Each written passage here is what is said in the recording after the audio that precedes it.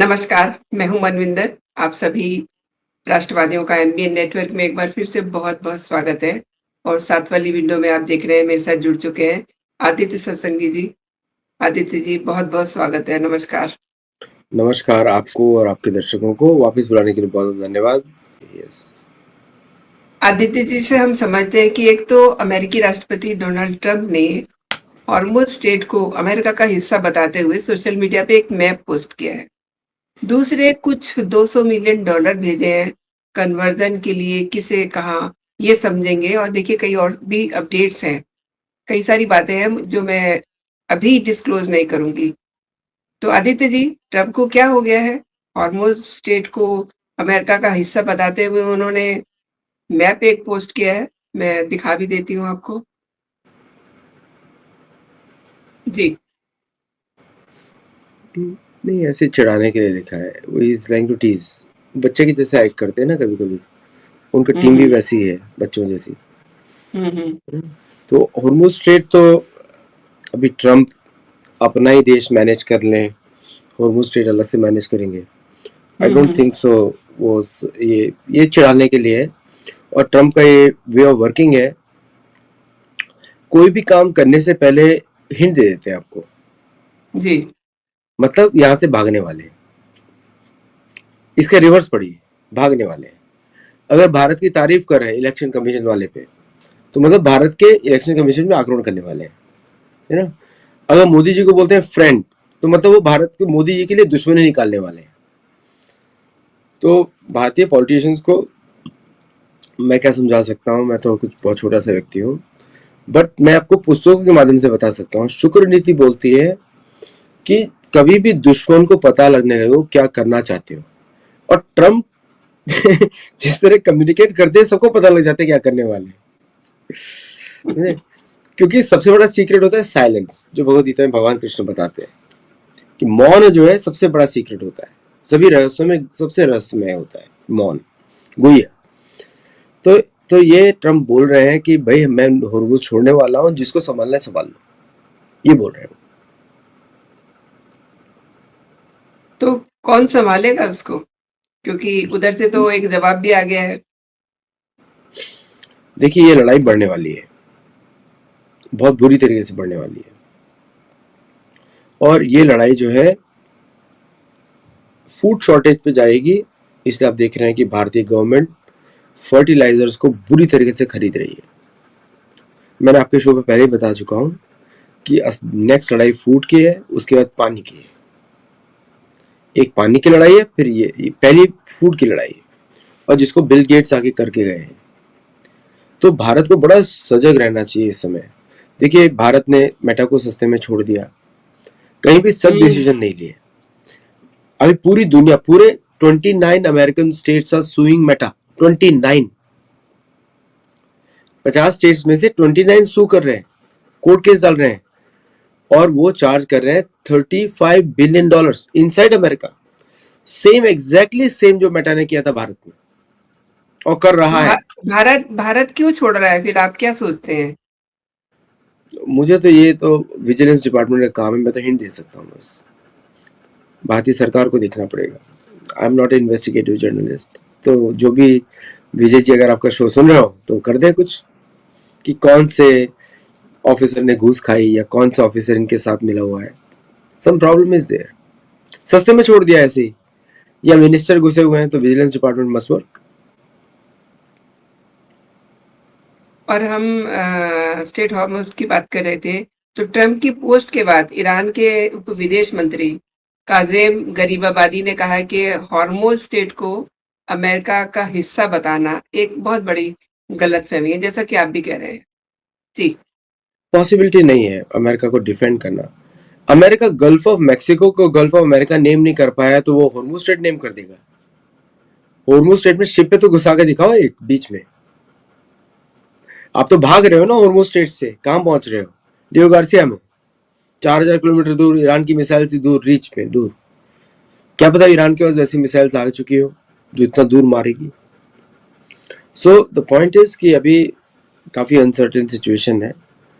कहीं ना कहीं भारत को बड़ा प्रोएक्टिवली इसमें काम करना पड़ेगा, क्योंकि मिलिट्री सिचुएशंस में आपको चांसेस नहीं लेने चाहिए, वहां पे पॉलिटिकल मैनूवरिंग नहीं चलती।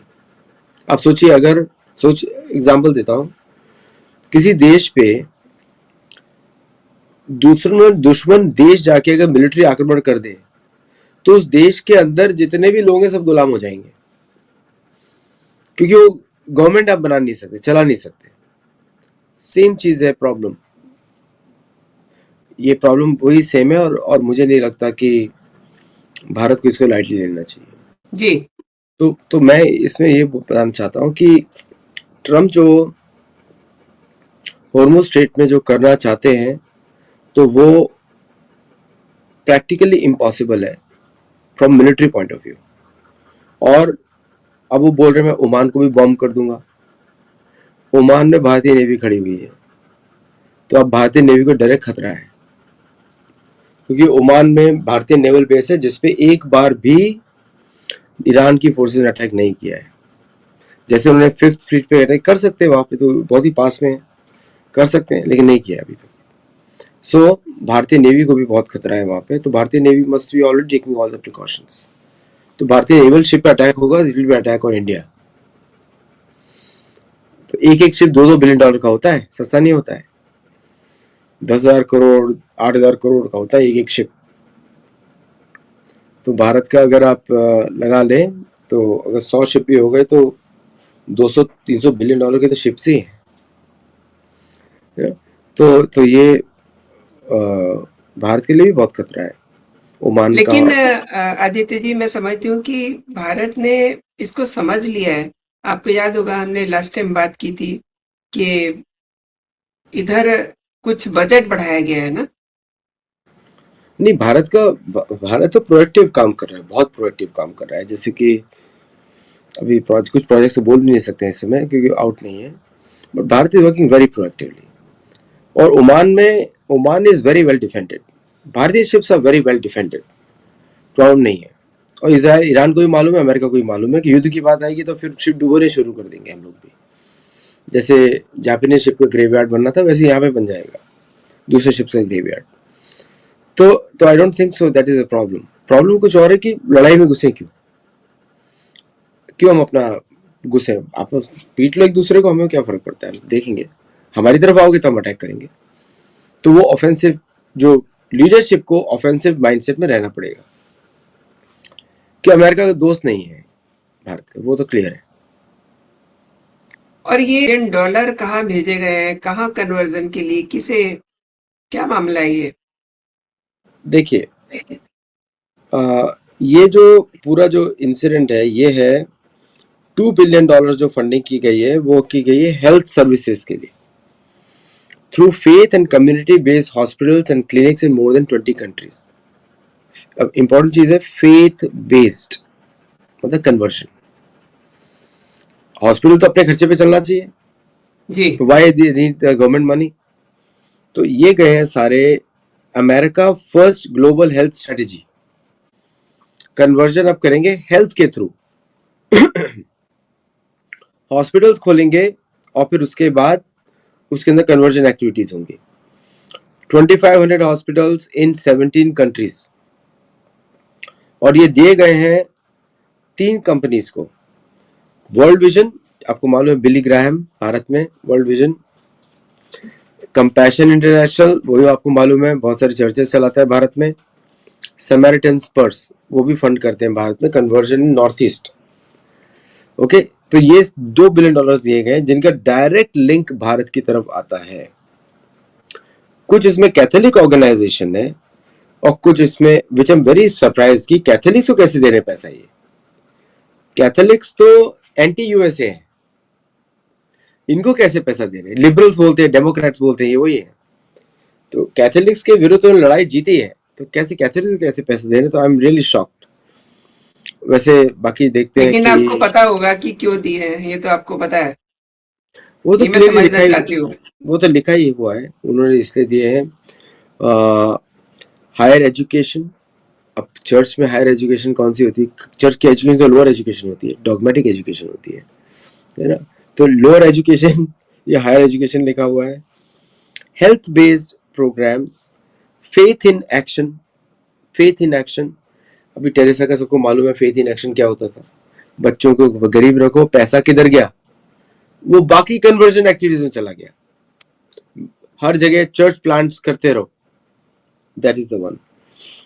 फिर उसमें लिखा हुआ है कि 850 million over 5 years subject to availability of funds via faith community initiative award to World Vision and a consortium of local faith based implementers, important word है, local faith based implementers, जो कि you can understand छोटे churches, बड़े churches. तो मतलब वो ये लोग बीमारी प्रोड्यूस करेंगे अभी, तो भारत को बड़ा ध्यान रखना पड़ेगा, हेल्थ केयर क्राइसिस हो सकता है। इन्होंने अमेरिका में भी यही काम किया है। अमेरिका में illegal immigration was supported by the Catholic churches, Catholicism वाले लोगों ने किया था, उसको यूएस गवर्नमेंट ने इंडाइट किया। और मार्को रूबियो भारत में आके किसको मिलता है? मिशनरीज ऑफ चैरिटीज, वो कैथोलिसिज्म ऑर्गेनाइजेशन है ना। तो जो एक मार्को रूबियो का इस ये जो प्रोग्राम इनका बना है फंडिंग का, इसमें आपको लगता है कि मार्को रूबियो कोई सर्वे करके गए थे पहले? नहीं, 100% उनका इनपुट रहेगा। He is state secretary. आपको मालूम है अमेरिका के 3 मेन एक्सपोर्ट्स होते हैं, पहला कन्वर्जन, दूसरा डेमोक्रेसी के through conversion, regime change, conversion के थ्रू रिजिम चेंज, डेमोक्रेसी के through regime change, empowering people, empowering women. Arundhati Roy ऐसे एम्पावर होके आई है ना, अरविंद केजरीवाल भी ऐसे एम्पावर होके आया है, ये और ये सोनिया गांधी भी ऐसे एम्पावर होके आई है, अभिजीत दीपके ऑल्सो। अभिजीत दीपके, सोनिया गांधी, राहुल गांधी, ये सब कन्वर्ट्स हैं, ये हिंदू नहीं है, तो कन्वर्ट्स हैं। इनके घर में आप जाएंगे तो अगर आप आरती करेंगे तो आपको निकाल दिया जाएगा। पीवी नरसिम्हा राव की बॉडी को क्या किया था?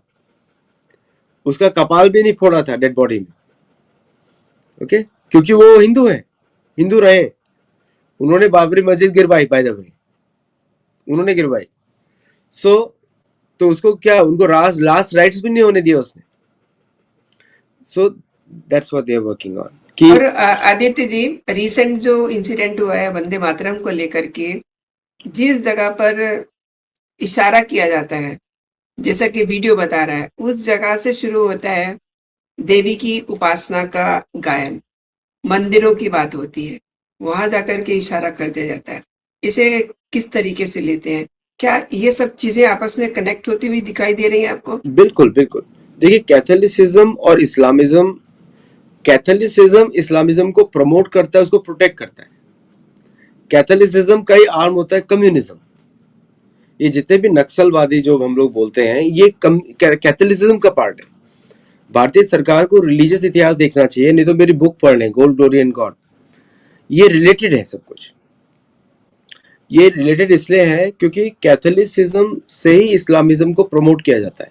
ये अभी का इतिहास नहीं है, पहले का इतिहास है।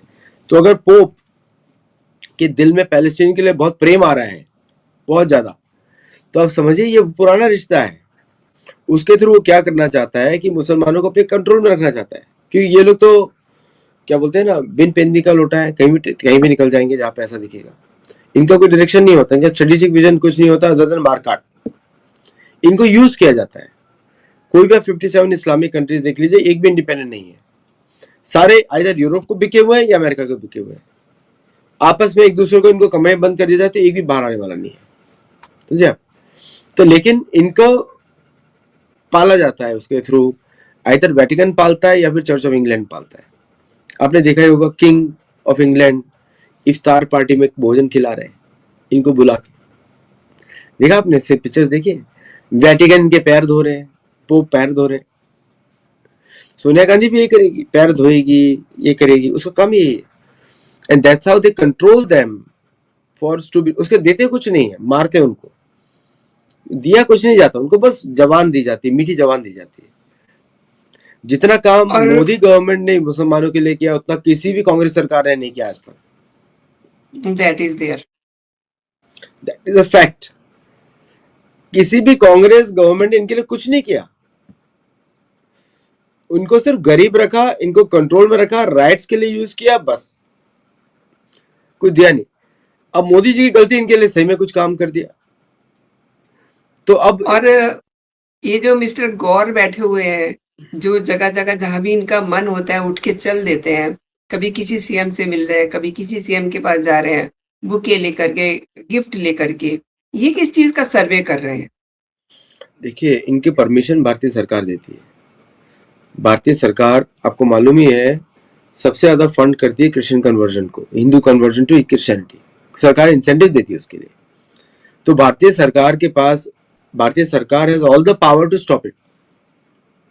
तो इनको कर रही है। अब इसमें कोई लोग मास्टर स्ट्रोकवादी जो होते हैं वो निकाल लेंगे कुछ क्या पॉजिटिव है, लेकिन सच बात यह है कि भारतीय सरकार को उस पर ध्यान देना चाहिए, क्योंकि दे आर अलाउइंग इट। ऐसे कोई तो नहीं घूम लेगा एम्बेसडर कहीं पे। कोई भारत स्ट्रेटेजिक पार्टनर्स भी नहीं, आप आईएस सर्कल्स में जाके देखेंगे सब गाली देते हैं अमेरिका को। लेकिन तो ऐसा आदित्य जी, आप अमेरिका में बैठे हुए हैं, आपको तो ये अच्छा से पता होगा कि ये मिस्टर गौर जो है, ये बहुत ही अच्छे क्लोज दोस्त हैं ट्रम्प के, इज़न्ट इट? दोस्त नहीं, उनके बॉस हैं ये। दोस्ती नहीं है, उनके बॉस है। He is the man Trump trust for selecting his entire cabinet. पूरी कैबिनेट इनसे सिलेक्ट करी है इन्होंने, तो ट्रम्प के सिर पे बैठते हैं। Is not a just an ambassador. तो ये एक पॉलिटिकल पोजीशन नहीं है, ये एक बिजनेस पोजीशन है। तो कहीं ना कहीं भारतीय सरकार को देखना पड़ेगा। अब यहाँ पे जयशंकर जी चुप क्यों बैठे हुए हैं, मुझे समझ में नहीं आ रहा है। सो यहाँ पे जयशंकर जी सडनली एब्सेंट हो गए हर इन सब इश्यूज से। वाई? कुछ चेंज होने जा रहा है क्या? वी डोंट नो, तो विल सी। चेंजेस तो होने का टाइम हो रहा है, बट आई थिंक जो फर्स्ट लाइन की लेयर है, जिसमें जयशंकर जी हैं, जिसमें फाइनेंस मिनिस्टर हैं और आपके राजनाथ सिंह हैं, इसमें शायद से कोई चेंज ना हो। लेकिन एक तो बात अपनी जगह पर है ही कि मोदी जी के मन में क्या है, ये तो भगवान जी को ही पता होता है, और तो दूसरा व्यक्ति कोई उसे समझ ही नहीं सकता। देखिए, बड़ा चैलेंजिंग स्थिति है भारत के सामने कि अगर भारत अमेरिका को अपोज करता है ओपनली तो उनको बोला जाएगा कि भारत इज का क्रिटिसिज्म करेंगे मीडिया लोग। अगर भारत सपोर्ट करेगा ओपनली तो मोदी जी को कमजोर दिखाया जाएगा। ओके, तो दोनों साइड से गवर्नमेंट को घेरा जा रहा है। वो नॉर्मल चीजें हैं गवर्नमेंट के लिए, सरकार के लिए नॉर्मल चीजें हैं। हमारे को बड़ा इश्यूज नहीं है उनके लिए। लेकिन इस समय बड़ा इंपॉर्टेंट है कि देश को, क्यों सर्जियो गोर को जो परमिशन दी जा रही है, प्लस क्रिश्चियन ऑर्गेनाइजेशन को फंडिंग हो रही गवर्नमेंट से, कन्वर्जन का इंसेंटिव दिया जा रहा है, आरटीई एक्ट अभी भी चल रहा है। तो ये जो इम्पोर्टेंट इश्यूज हैं, और एफसीआरए बहुत ही अच्छा इनिशिएटिव है गवर्नमेंट का जो अभी तक पूरा नहीं हुआ है। Plus they had a very successful monsoon sessions. 12 में से 11 बिल्स पास करा दिए, 12 इंट्रोड्यूस किए थे, 11 पास करा दिए, 90% सक्सेस रेट, एक जेपीसी में चला गया। So they had a very successful term.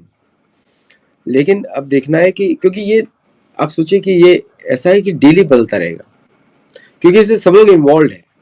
Russia भी इन्वॉल्व है, चाइना भी इन्वॉल्व है, अमेरिका भी इन्वॉल्व है, यूरोप भी इन्वॉल्व है, सब इन्वॉल्व है। तो आप सोचिए कि पूरी जनता जो है उथल पुथल मचा हुआ है because of one country going down. Dollar कल नहीं रहेगा तो कैसे ट्रेड करेंगे, ये मेजर इश्यूज है। तो ये इनके बीच में सरकार को बहुत सारे और भी काम कर देने चाहिए। ये सर्जियो गोर को पकड़ के जो भी काम कर सकते हैं भारत करे। तो पॉइंट इज कि ये चरण का टाइम अच्छा है। हुआ आपने वो बात कंप्लीट नहीं की जो आप करने जा रहे थे, सर्जी गोर को पकड़ के। लेकिन ठीक है, उसे पॉज में ही रहने दीजिए। आदित्य जी, देखिए, हमने देखा कि यूथ सड़कों पे आया और कामयाब नहीं हुआ, वो अलग बात है। लेकिन इसमें जो अदृश्य राज्य हैं, उनकी क्या दिलचस्पी है कि भारत में उथल-पुथल हो? हालाँकि वो कामयाब तो होंगे नहीं, कई बार देखिए, कर चुके हैं ऐसे। अतिरिक्त लेकिन शासन फिर भी एक बात तो है, यूँ मचाता ही है। जी। ये कैसा यूथ है? कैसा यूथ है जो कंस्ट्रक्टिव काम नहीं कर सकता? ये यूथ तो नहीं है। यूथ तो बेचारे, जो रियल यूथ है वो तो बेचारे पीसफुल प्रोटेस्ट करे, उनको झारखंड में गोली मार दी हाँ। कांग्रेसी सरकार, हेमंत सोरेन सरकार ने गोली मारी उनको, झारखंड में लाठी चार्ज किया उनके ऊपर। रात में तो पिटाई करी लड़कियों की, अंधेरे में, देखिए महिला पुलिस भी नहीं थी। हम्म, तो बता और रहा हूँ कि जंतर मंतर पे जो कुछ हुआ, उस पे इतना हल्ला। और देखिए जंतर वहां मंतर, जो पिटाई हुई, वहां पर चुप है, सबके मुंह में दही जमा हुआ है। खैर अब वो मामला सॉर्ट आउट हो गया है। जी। देखिए रियल यूथ का इश्यूज है ही नहीं ये सारे। ये इशू था सरकार को मॉनसून सत्र में घेरने के लिए। CJP protest was a way to keep them busy, ताकि एफसीआरए बिल पे ऑपोजिशन वॉकआउट कर जाए। That was a whole game plan. अब आ रहे हैं ब्रिक्स की समिट आ रही है, तो वापस कॉकरोच वाले उठना शुरू हो गए। एक्टिव होने जा रहे हैं, बिल्कुल सही कह रहे हैं। मैं उसी और पर आ रही थी। इतिहास बोलता है एक ही चीज को दो बार आप नहीं कर सकते, है ना। तो फार्मर्स प्रोटेस्ट एक के बाद तो कभी हुआ नहीं आज तक। अब हो नहीं सकता। अब वो कोशिश कर रहे हैं। एंड में गेम क्या है कि सीजेपी जैसी मानसिकता, दिमागी नक्सल पार्लियामेंट में जाके बैठ जाए थ्रू राज्यसभा सीट। ये गेम प्लान है। तो कोई दीप के या कोई लोग पहुंच जाए। मुझे लगता है धीरे धीरे अरविंद केजरीवाल ने जिस तरह अन्ना हजारे को हाईजैक किया, उस तरह इसको भी कोई हाईजैक करने वाला है। बिकॉज जब आप कुछ ज्यादा बोलते हो अदृश्य राज्य के साथ सामने, तो अदृश्य राज्य वाले अदृश्य तरीके से ही काम करते हैं। वो बताते हैं, आपको बताएंगे नहीं क्या करने वाले हैं। वो उनका ऑब्जेक्टिव बड़ा सिंपल है, gain give us the market access, keep your government weak and don't interfere with your military in our programmes. बड़ा सिंपल। आप तीन चीजें करोगे, सब उनके लिए पॉसिबल है। तो आप, मैं आपके दर्शकों को बताता हूँ, बड़ा सा सिंपल सा लिटमस टेस्ट, जैसे आप लिटमस टेस्ट करते हैं ना, एसिडिटी एल्कलिनिटी पता लग जाती है। आप ये देखो कि कौन व्यक्ति ग्लोबल ट्रेड के नाम पर फॉरेन के फायदे की बात करता है, वो ही अदृश्य राज का एजेंट है। तो उसमें बहुत सारे लोग हर तरफ आपको दिखाई देंगे, सारी पार्टीज में। तो आप समझ जाएंगे कि अदृश्य राज किस किस तरफ काम कर रहा है। अगर वो यूरोप की तरफ फ्री ट्रेड डील की बात करे, तो आप समझ जाना उस साइड कैथोलिक के लिए काम कर रहा है। अगर वो अमेरिका की तरफ बात करे या ब्रिटेन की तरफ बात करे, तो क्रिश्चियनिज्म के लिए काम कर रहा है, प्रोटेस्टेंटिज्म के लिए। इससे पता लग जाता है डीप स्टेट किधर काम कर रहा है। अब फिर जो इंटरनेशनल नक्सल्स है, आई मीन नया टर्म मैंने निकाला, इंटरनेशनल नक्सल। भारत में दिमागी नक्सल है और इंटरनेशनल नक्सल। तो असली वाले नक्सल तो खत्म हो चुके हैं, अब मानसिकता की बात हो रही है। तो जो इंटरनेशनल नक्सल है, उसी को आप बोलते हैं अदृश्य राज्य। और वो चलते हैं ज्यादातर यूरोप से, नॉर्वे से, ताइवान से, साउथ कोरिया से, इन देशों से चलते हैं। तो अगर नॉर्वे के लोग आके प्रशांत किशोर को मिलते हैं पिछले इलेक्शन में, या नॉर्वे के लोग आके बाकी लोगों को मिलते हैं, अभी बाई इलेक्शन में तो जीत गया प्रशांत किशोर बीजेपी के सपोर्ट से, बट उसके पहले तो हार गया था। सो बट तो इस तरह पता लगा सकते हैं, लिटमस टेस्ट होता है कि कहाँ खेल रहे हैं। और ये सारे चर्चेज होते हैं, ये कोई इनके ऑर्गेनाइजेशंस होते हैं, जैसे कि ओस्लो फोरम हो गया, ओस्लो फ्री सिटी फोरम हो गया, फिर बाकी एक अमेरिका में हुआ था, ब्रिज क्या नाम है उसका, एक फोरम हुआ था। तो ये सब फोरम दोनों के अलग अलग चर्चेस के चलते रहते हैं, उनके ऑर्गेनाइजेशंस होते हैं। तो जॉर्ज सोरोस जो है यूरोपियन पार्ट है, कैथोलिज्म वाला पार्ट है। वो लोग आगजनी करते हैं, आर्सनिस्ट होते हैं, वो तबाही मचाते हैं on the ground. Farmers protest को कर दिया, सीजेपी को कर दिया, इनको कर दिया। और इनका जो दुश्मन है, जो ट्रम्प जिस कैंप को बिलोंग करता है, वो उनका दुश्मन कैंप है। वो चर्च ऑफ इंग्लैंड से कनेक्टेड है, वो पैसा देके लोगों को खरीदते हैं। तो एक का मॉडस ऑपरेंडी है, सड़क पे उतर जाओ, कम्युनिज्म झंडे में लेके। जी। एक का मॉडस ऑपरेंडी है, पैसे के थ्रू इन्फ्लुएंस करो।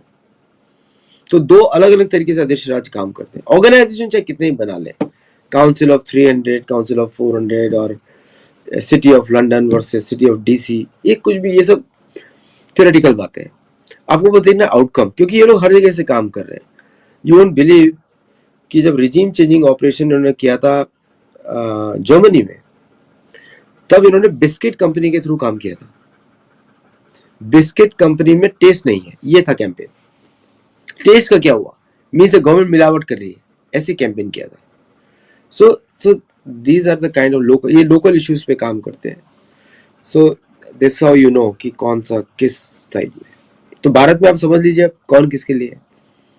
अब इसलिए एफसीआर किसी को पसंद नहीं है, तो मेरे हिसाब से तो भारत को खून का बीजेपी गवर्नमेंट को, ठीक है हमारी मेजोरिटी हम पास करके छोड़ेंगे। प्रॉब्लम क्या, उसके खुद के एलाइज ही मिले जुले हैं, उसकी उसकी मेजोरिटी चली जाएगी। देखिए आदित्य जी, जिस तरीके से मूव है एफसीआरए का, उसमें कोई ताकत उसको रोक नहीं सकती।